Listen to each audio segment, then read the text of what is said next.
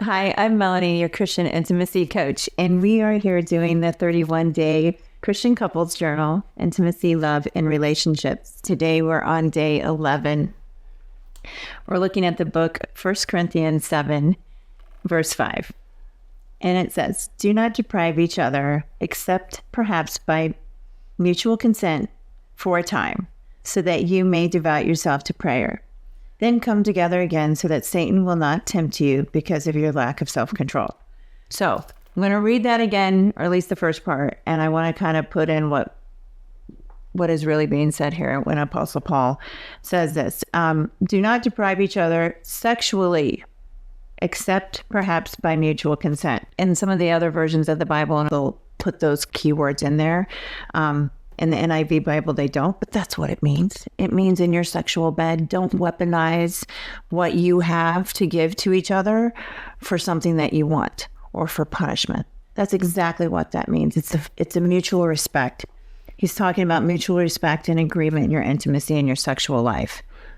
It also talks about, in a very broad stroking, like this also shows how prioritizing your spiritual life leads to a better marital life. So if you prioritize your spiritual life and take time away from sexual acts and needs because you're devoting yourself to prayer and furthering his kingdom, thus making your spiritual life better, your marriage life and your marriage bed gets better. So always having that unity with him, it always comes back to that love.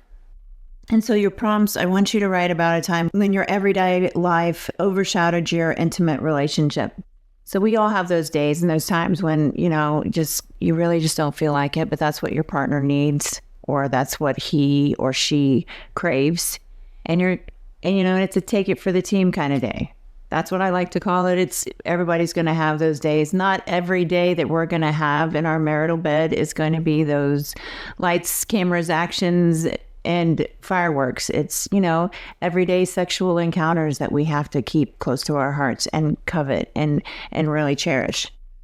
And I want you to figure out, when you had those situations come in your life, how did you recognize it? Did your partner bring it up to you? Did you see it in yourself? And that's a really important thing too, because if you tend to overlook that and no one's calling you on that, partners, we should be. Right? So take some time and really give yourself some flexibility with this one. Be honest and open with each other, because this goes a long way. Our sexual needs and our sexual desires should not be weaponized against each other. They're loving gifts from God and should be looked at in no other way. So good luck with this one today, and may God bless your marriage bed.